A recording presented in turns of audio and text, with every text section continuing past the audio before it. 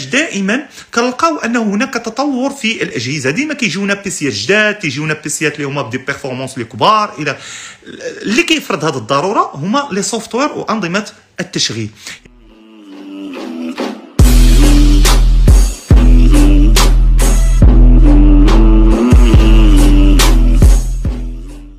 من خويا كيفيه جعل الحاسوب سريع؟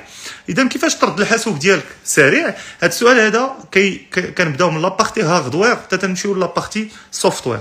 الوغ بالنسبه للهاردوير ما يمكنش انه يكون عندك بيسي اللي هو بنتيوم 4 او لا كورت ديو وتفكر انك تقوم بالتسريع ديالو، لانه ديجا هذاك الحاسوب راه ما بقاش واحد الحاسوب اللي هو يساير العصر.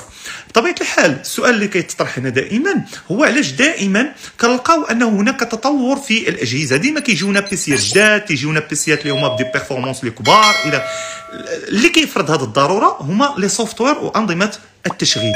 الا لاحظتوا انه مثلا فوتوشوب ديال 1000 ديال مثلا 2007 او لا 2005 راه ماشي هو الفوتوشوب ديال دابا. المؤثرات البصريه اللي ولات فيه، كذلك الناس اللي كيديروا المونتاج بمجموعه من البرامج، يعني دوك المؤثرات، يعني السوفتوير راه تيلعب مثلا في المجال السينما، في مجال التصميم الى غير ذلك.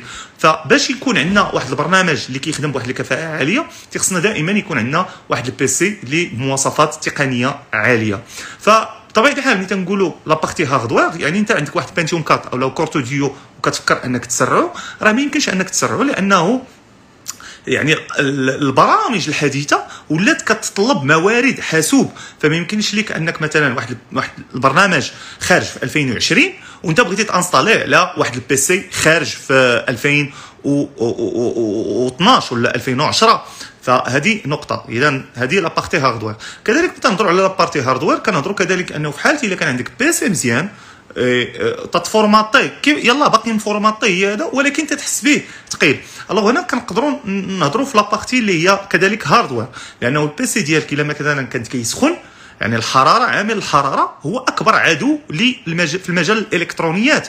فالبيسي ديالك الا كان كيسخن، البروسيسور كيسخن، راه ما تيبقاش عنده نفس الكفاءه. فعليه تيخصك مثلا انك تبدل لاباط تيرميك، ان البيسي ديالك كذلك تنظفو من الداخل، سورتو الا كان واحد البيسي اللي هو بيسي بورطابل فهو كتراكم فيه الغبار، فما تيسمحش لنا بواحد التهويه جيده. هادشي راه كتقدر تحس به غير من البيسي كيتقال وكتسمع الفلفاره كتخدم بواحد السرعه كبيره بزاف، لانه هذاك عدد الدورات في الثانيه او في الدقيقه كيطلع ويهبط على حسب درجه الحاسوب. فبالتالي الا كنتي كتسمعها بالجهد ولات مسموعه ولات كديرونجيك، يعني ان البيوس كتولي كتقول الفرفاره بردي دغيا راه البروسيسور سخون بزاف.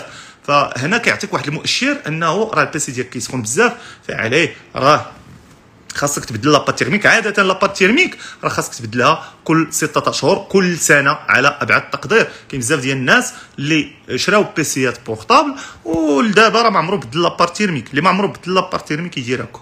فكاين بزاف الناس ما تيبدلوش لاباط تيرميك. اذا هذه لابارتي هاردوير. غنمشي معاك لابارتي سوفتوير. ملي تيكون عندنا بعض الفيروسات اللي كتكون في الام بي ار، هادي كاين بزاف ديال الناس ما كيعرفوهاش، هو انه نتايا كتجي كتقول السي امين انا راه كنفورماتي البيسي، كنفورماتي البيسي عندي مزيان، كنفورماتيه. كي كنفورماتيه تيخدم ليا ساعتين الاولى ولا 3 سوايع الاولى ولا النهار الاول، ومن بعد تيعاود يرجع ليا البيسي ثقيل. الوغ هنا راه كاينين دي فيروس اللي تيكونوا في لابارتي ام بي ار، كيكونوا كذلك دي باك دور اللي تيكونوا في لابارتي ام بي ار. واخا تفورماتي البيسي كيرجع لك هذاك الفيروس، واخا تفورماتي هذاك البيسي كيرجع لك المخترق. الا كان شي واحد مخترق واخا تفورماتي غيرجع. علاش؟ لانه عندك انت واحد الفيروس اللي كاين في الام بي ار. الوغ هنا اش كنديروا واحد المساله، وهو اننا كنديروا واحد الفرمطه كتسمى الفرمطه البطيئه. الفرمطه البطيئه يمكن لك انك ديرها عن طريق واحد التوزيعه سميتها ديبان. انا نكتبها لك هنايا اخي اختي، دير واحد سميتو ديبان. الوغ الديبان هذا كيدير لنا فرمطه اللي هي فرمطه بطيئه، وبالتالي الديسك دور حتى الا كان شي حاجه في لابارتي ام بي ار كتحيد. هذه وحده. جوج غنرجعوا دائما السوفتوير. اذا كان كذلك النظام ديال التشغيل ديالك لا يتلائم مع مواصفات الحاسوب، بطبيعه الحال انت عندك واحد الكورتو ديو انت مانستال عليه ويندوز 10، راه بطبيعه الحال غيولي البيسي ثقيل. واخا هو تيدعم واخا تيتانستال راه غادي يكون البيسي ديالك ضعيف. اذا هذه نوعا ما واحد نظره شامله على السؤال ديالك.